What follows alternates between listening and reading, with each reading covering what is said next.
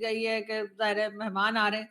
और साथ ही साथ हमारे डिफेंस मिनिस्टर ख्वाजा आसिफ साहब ने इजराइल को कुछ बुरा भला कहते हुए कोई ट्वीट लगाई थी। नेतन्याहू की जानिब से बाकायदा तौर पर इसका जवाब भी आया और ख्वाजा आसिफ साहब ये ट्वीट डिलीट करके भाग गए। That was a mistake, and we suffered for that.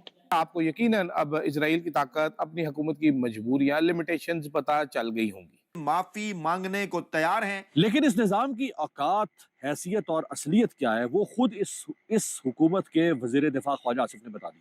इसके ऊपर जो इजरायली पार्लियामेंटेरियंस है वो भी इस वक्त कह रहे हैं कि भाई पाकिस्तान न्यूट्रल नहीं रहा, तो डिप्लोमेटिकली ख्वाजा को ट्वीट नहीं करना चाहिए। ख्वाजा आसिफ साहब को यकीनन इजराइल की ताकत का पता चल गया होगा।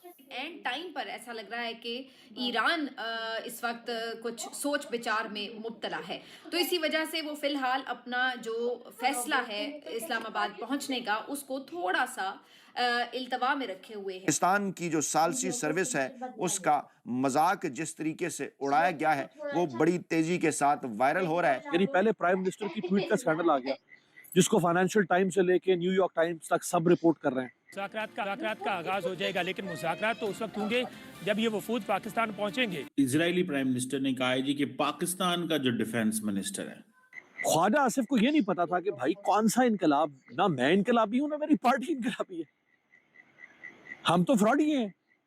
और कहा यह जा रहा है कि इस किस्म की सालसी सर्विस जिसमें ख्वाजा आसिफ साहिबान जैसे वज़ीर दिफा शामिल हों तो फिर ख्वाजा आसिफ साहब भाग भी जाएं, ऐसी सालसी सर्विस मुस्तकबिल यकीन है ईरान के अंदर उसे मजबूत किया है, और वो ये है कि जो अमेरिकन वादे होते हैं ना, कमिटमेंट्स होती हैं यूनाइटेड स्टेट्स की, ये बड़ी अनरिलायबल है।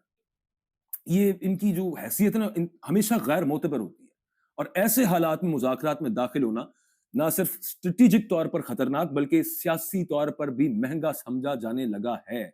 2-3 रोज नहीं हुए अभी ये मामला यूं तय हुए कि चलें जी हम आ जाते हैं सीज फायर पे, बैठ के बात करते हैं आगे मामला कैसे चलाना है। अभी से अगर ईरान के अंदर ये समझा जाना शुरू हो गया कि ये पॉलिटिकली भी, डोमेस्टिकली, हमारे इंटरनली भी और स्ट्रेटेजिकली भी ये कहीं गलती तो नहीं हो रही, हम कहीं गलत तो नहीं जा रहे इस सब मामले के अंदर। और ये फिर अगेन मैं अपनी रीडिंग तो साथ बयान करूंगा, मैं साथ आपको ये भी बताऊंगा कि ईरान के अंदर इस हुकूमत के वज़ीर दिफा ख्वाजा आसिफ ने बता दी। ये ख्वाजा आसिफ ने एक ट्वीट किया जो आप देख रहे हैं। ख्वाजा साहब ने कल जोश में आके और इनकलाबी बन के बड़ा आप कह लें कि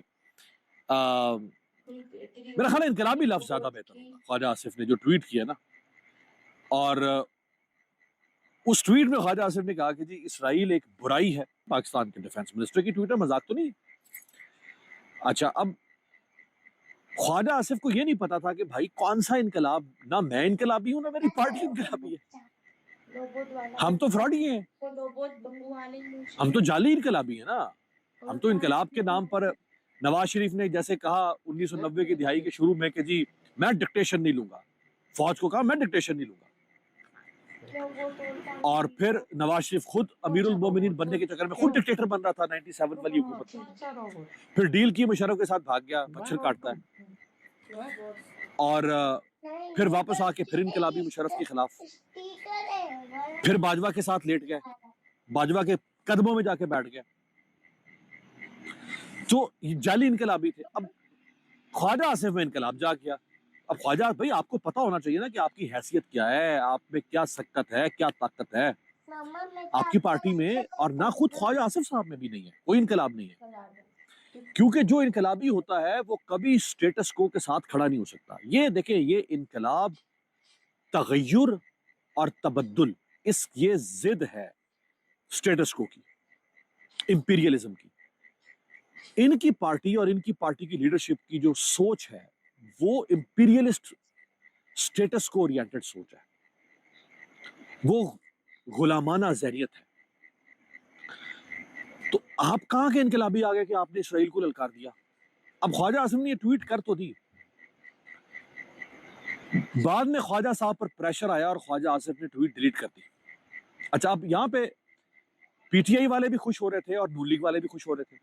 पीटीआई वालों ने कहा यार जो भी है कॉज तो हमारी मुल्क की कॉज है ना, कौन की कॉज है इसराइल के खिलाफ बोलना और ईरान के हक में बोलना, तो अगर चाहे नून लीग का वजीर दिफाई सही, लेकिन हम इसको रीट्वीट करेंगे। पीटीआई वाले भी रीट्वीट करने का सोच ही रहे थे, और नून लीग वाले जो हैं वो तो उन्होंने तो उछलना शुरू कर दिया नाशना नहीं उछलना शुरू कर दिया,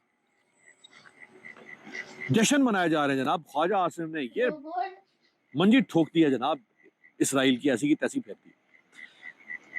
कुछ देर के बाद ख्वाजा आसिफ साहब ने ट्वीट ही डिलीट कर दी। अब पीटीए वाले भी वो तकते रह गए कि यार हम क्या रीट्वीट करें।